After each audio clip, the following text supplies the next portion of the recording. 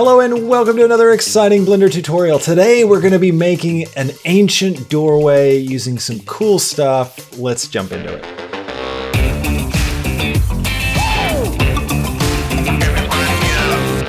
Now today we're going to be making this really cool scene with this door and this person holding the torch. Now we're only going to get up to this point in the tutorial here on YouTube. If you want to get the full 2-hour uncut version of this, where I go through everything to get to this final animation, head over to Patreon and join there at the lowest level to get access to all the uncut versions of all my tutorials. You can also join on YouTube at the All Access Pass level and higher. Thanks so much to everyone who supports the channel already. I can't do these without you. Thank you so much for helping make tutorials like this happen. Let's get started. First thing I'm going to do is I'm going to set up my camera and my view and everything. So I'm going to select the camera that comes with the default scene. And I'm just going to zero everything out. So I'm going to click and drag on click the first one, and then you just drag down, it'll select the others, and you can just zero everything out. I'm going to delete the default cube so we can see things, and also delete the default light so we just have the camera. And I'm going to rotate on the X 90 degrees. So that'll just bring the camera up. What else do I want to do? I mean, let's make it cinematic. You know me, I love doing that. So let's take the resolution, take the 1920, I'm going to change it to 1080 times 2.35 to get the 235 aspect ratio, my personal current favorite. And there we are. We're all set up. I'm also going to click on the camera tab, come down to viewport display, and turn up pathbar 2. So I'm going to go shift mesh, and I'll grab an isosphere, and I will grab Y and just push it back into my scene, scale it down a bit. This is a giant isosphere. Why does this feel so big? Oh, it's because it's so close to our camera. All right, I'm gonna grab this out. I might split my views. So we've got two ways of looking at this. I'll put this one into my camera view, and I'll keep this one in the 3D view, so I could just easily jump between the two, get things positioned. So this one's gonna be some rock off to this side, and I'll shift D. I'll bring this over here. We'll have some more rock over here. Shift A, let's grab plane and rotate X 90 degrees, grab Y, bring it back. This will be our kind of the back wall. Okay. I know this doesn't look like much yet, but, and then I'm going to create a cube and grab Y with the cube and scale Z, scale Y. This will be a step, scale X. And I will shift D to duplicate, grab Y, bring this one forward, grab Z, bring it down. And these steps are going to be a little uneven.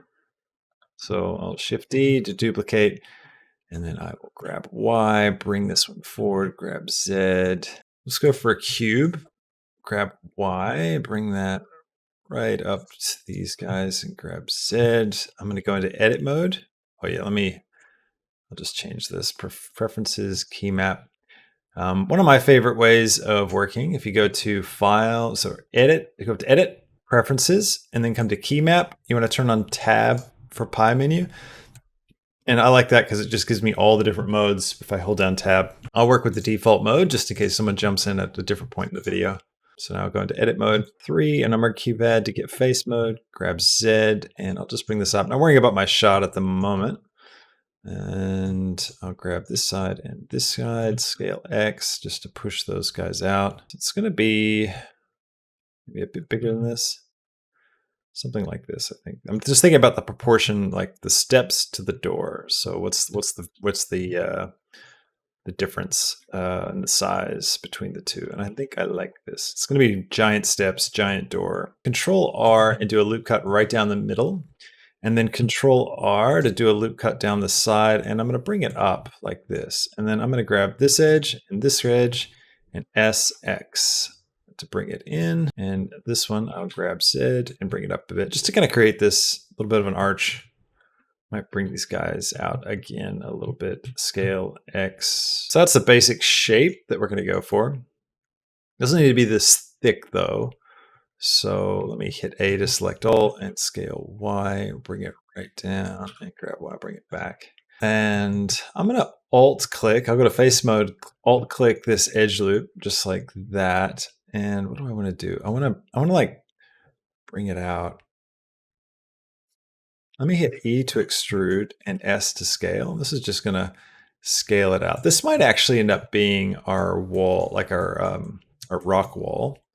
Scale X to go wide with it. Yeah, I think that's a good idea. Because then what we can do is we can grab, shift select these guys right here, and then we can hit, let's see, what do I want to hit? I'm going to go to transparent mode. And I'll hit 3 on my number keypad to look at this from the side, and I'll go to vertex mode. By the way, to drag up here, you middle mouse click. You can move any of these top menus. I'm going to deselect everything, and then I'm going to box select all these backside vertexes. And it's important that you have transparent mode turned on so you can grab not just the ones at the front that you can see, but the ones at the back. And I will delete all of those vertexes. So now we just have this front plane. And then let's go back to face mode by hitting 3, and I'll shift select those guys, and I'll hit E to extrude and grab Y.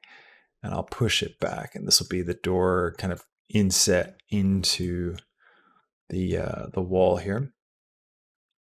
And we're going to want to have like a gap down the middle. So let me think, how do I want to do that? I think I will select, I'll go to 2, I'll select these 2 guys here, the middle ones, and I'll hit Control B to bevel. That will split the edge.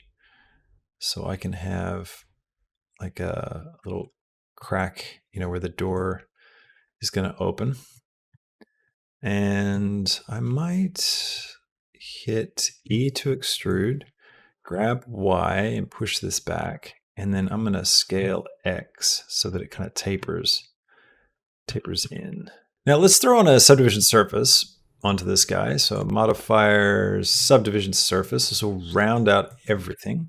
So in order to get this just to work better as mesh, what I want to do is there's this little problem right here, right? Where, I'll show you the problem up close. So we've got polygons, which are 4-sided pieces of mesh. But right here, this 4-sided piece of mesh actually has an extra side. So right here, so it's actually got 5. So it's confusing Blender. We can't do a loop cut here because it tries to follow, the direction, the flow of these 4-sided pieces. But it comes here and it says this 5th side, and it doesn't know if it's supposed to keep going this way or go that way instead. And so it just kind of stops working. So what we're going to do is Control R to loop cut. And I will, let's go into transparent mode so we can see this. And I'm going to put a loop cut right here on this face. And I'll drag it all the way in. So it's right up against that side. It's perfectly straight now. And then I can grab X just a little bit and do the same thing over here. Just drag it all the way over here and grab X again. So it's just a little bit off. And now what we can do is I can go to face mode and I can delete these 2 faces. And we can go back to edge mode, and I can grab this edge, this edge, this edge, this edge, this edge, this edge, this edge, this edge. Because of the same number of edges, I can go F3 bridge edge loops, and Blender will connect that up for me. Now you can see that this 4-sided face goes to this 4-sided face, which then connects to that one, and that one. So they're all 4-sided. So now if I do a Control R to loop cut, you can see I can loop cut, and it's a continuous cut all the way across. Of course, it's going to stop up here because we've got the same problem at the top. So I'm going to go up here and do the same thing. Now we can add some holding edges. So I'm going to Control R and bring one right down. Actually, even better, what we can do is I can hold down Alt. We'll select this entire loop like this, and then we can Control B to bevel.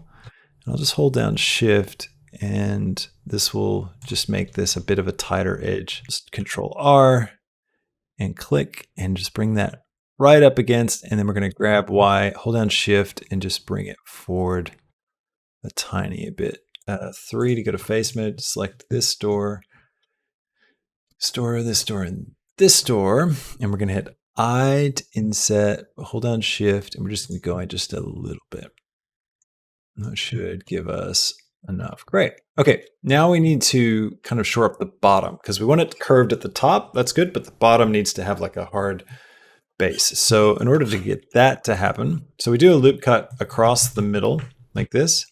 And we can just drag it down and then grab Z up just a touch. And now you can see that has really shored this up. Okay, now let's get the camera working. So I'm going to click over here and just get rid of all my side view stuff. And I want this to be, what do I want this to be? I want to get a sense of like being a really big door, but I want to feel like we're far away. I want to compress the space. So I'm going to push my camera back on the Y. I'm going to go back and I'm going to look up a bit. I want it to be kind of looming. And I'll push back even further, I think. I think maybe the door is a bit too tall. I might scale Z and bring it down a bit because I feel like I don't want to have to be this far to do this. And I'll grab my camera again and I'll push back so that, yeah, this is a bit more kind of what I had in mind. Okay, so let's go ahead and get these rocks working. I'm just going to put in a little bit of a subsurf on this. Switch it to 2. I'm going to grab a displacement. Click new to create a new texture. Jump to the texture tab. Switch this over to clouds. And take the size up like that. Come back up here and take the strength up, maybe the mid-level down. Shift select. Now I'm going to select this and then select that. And then F3 link. Modifiers. There we go. So now this has the same modifier. Shade smooth on both. Might Shift D to duplicate. And I'm also going to switch the coordinates from local to global. That way, as I move this through space, it's going to evolve and change. Just use this to create some rocks. I feel like these are a bit low on resolution, so I'm just going to have to change that up a little bit. I can shift select them all, the big ones. And then I come over here to my subdivision surface. I can hold down the Alt key and just turn these up until it looks good. And by holding Alt, because they all have the same type of modifier on them with the same, thing to adjust, holding down Alt adjusts all of them together. So just turning that a few times gets me some cooler results. Could also play with turning the strength up or down. Maybe even down is what we want for the bigger ones. Next thing I want to do is get some lighting going, and then we could start working on materials and getting stuff to fit nicely together. So what I'm going to do is put an HDRI in. So let me grab one. So I'm going to head over to polyhaven.com, and I found this one here, which is it's called Strata Night. And I've just downloaded this. It's quite good. I recommend using Polyhaven. They're really great. And so let me get that out of the way, and I will bring that in. I'm going to go over to rendered view like this. Go to my camera tab, make sure I'm on Eevee, and I'm going to turn on ambient occlusion, bloom, and screen space reflections. Then what I'm going to do is switch over to my shader editor up here.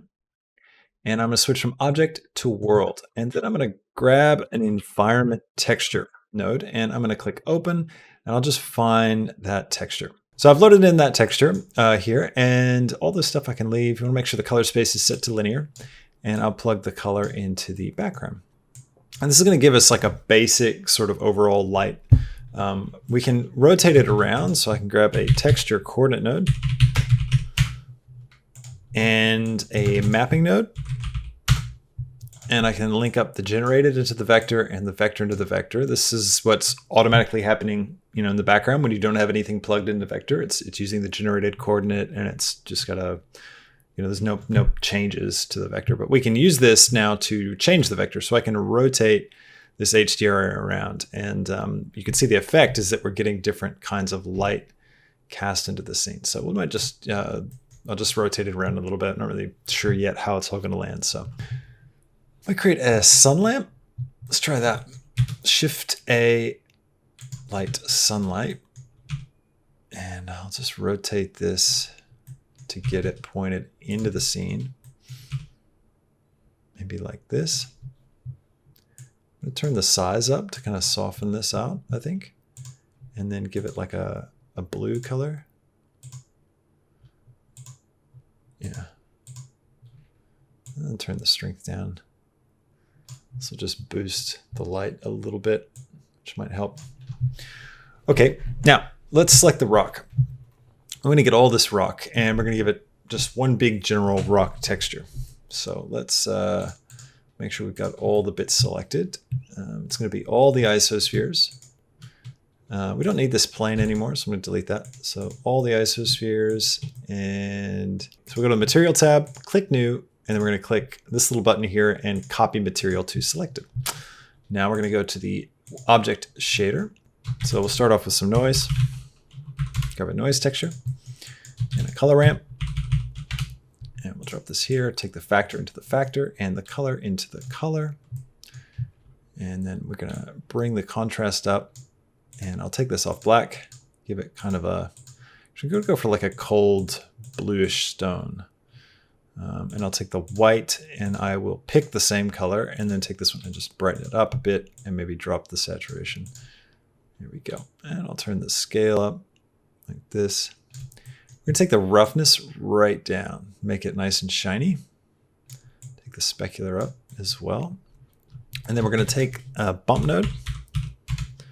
Drop it here, and we're going to take this noise texture. Actually, I'm going to create another color ramp just for the bump, and maybe bring this in a bit so it's similar in its spacing. Grab this factor, take the color into the height, and the normal into the normal. That will give us lots of texture. And now we're going to take the distance down to like maybe 0.1, 0.05. That looks pretty good. Yeah, and let me brighten up this stone a little bit.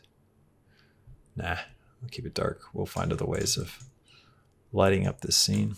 Let's get rid of these views first off. So we'll just have the one big view.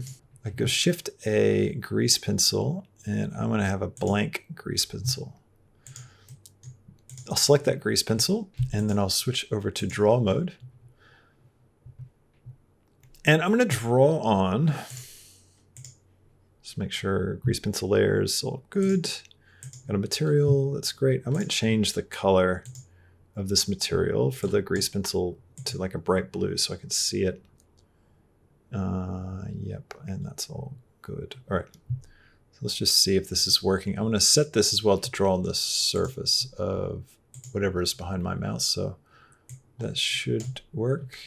Let me pop out of my camera and see. Yeah, that's in line with the surface. So that's a bit too far out. So I'm going to take the surface offset 0.01 maybe. Yeah, looks good. Maybe a bit less. So surface offset 0.001. And yeah, that looks like I'm drawing right on it. Great. Back into my camera. I'm going to zoom in and I'll come back here and I will just delete that layer and create a new layer. And I'm just going to create some cool runes. So get my view so I can see the door. And I'll draw a circle.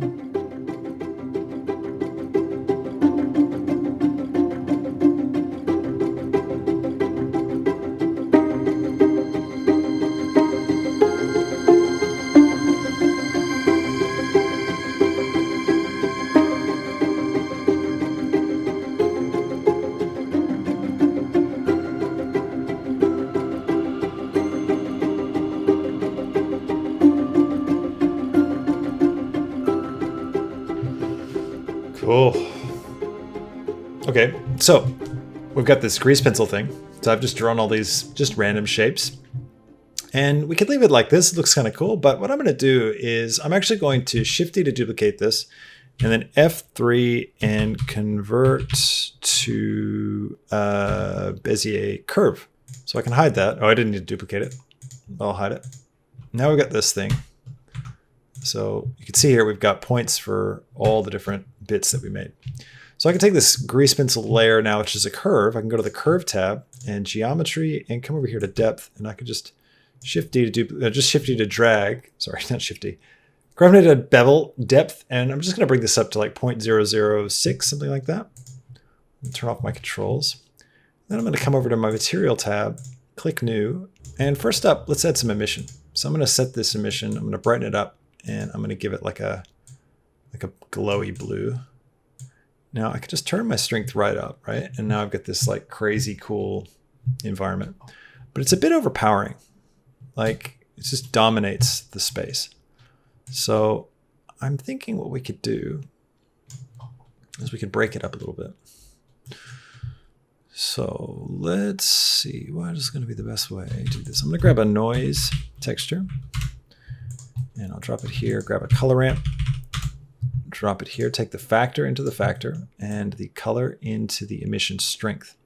So you can see we've gone up to 6 as the emission strength. So I might take the vibrance up to 6 there. So it's the same high. And then I'll drag this over. And now what we can do is I can take my scale up and just bring in some of this noise. This looks quite cool. I'm going to take the roughness up and the detail as well, and I'll just drag this around, and I might set this to ease just to make the fall off even more subtle. That's cool. And now what we can do is do that same thing we did before. We can actually mix in some transparency. So I'm going to options and alpha hashed. Shadow mode I'm going to go none because I actually don't want this casting shadows. And I'll take this and I'll plug it into the alpha. So now it's going to go transparent and like literally just disappear. Take the base color down to black and I'll take the roughness down so it really kind of has a chance to react to the light a bit. And I'll take the specular up. I might unplug the alpha actually, because it's like if we've got emission in some places and high specular and roughness in others, what that'll do is it'll actually create something that, you know, feels like it's in the scene a bit more. Like if I turn it all the way down, let's say, so we've got no emission. Let's try and play with this so that it looks good kind of without emission at all. Maybe a gradient texture as well. Let's add a gradient and we'll add a spherical gradient. Shift D to bring this color ramp up and we'll plug this in. And then let's use this to subtract from the glow. So let's grab a math. What do we want? Do we want math? Yeah, we want math. We're going to set this to subtract and we'll plug this one in. And I think we're going to need a texture coordinate node and a mapping node. Vector generated to vector, vector to vector. And then we need to find this gradient, figure out where it's at. So, okay, so it's over here.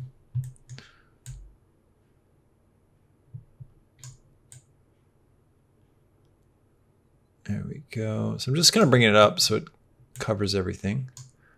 And then I'm going to reverse it here.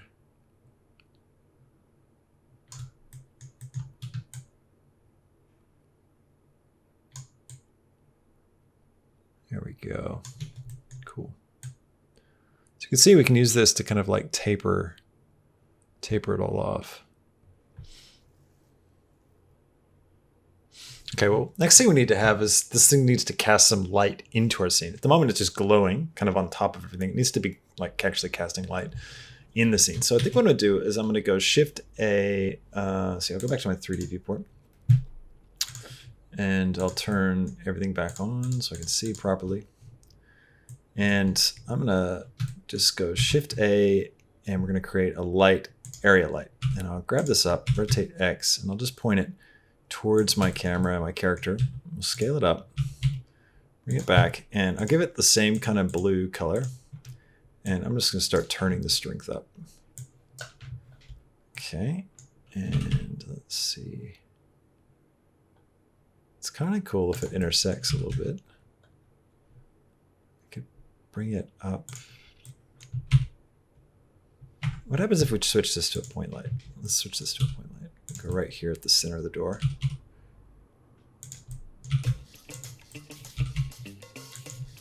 Yeah, that looks a lot better. See, it really just ties it all in. Well, thanks so much for watching. Hope you really enjoyed this tutorial. If you enjoyed it, please hit that like button and don't forget to leave a comment down below. Let me know what you think of it and what you'd like to see in the future. If you'd like to get the full uncut version of this tutorial, again, it's 2 hours long, head over to Patreon or join here on YouTube at the All Access Pass level. That's how you can find it.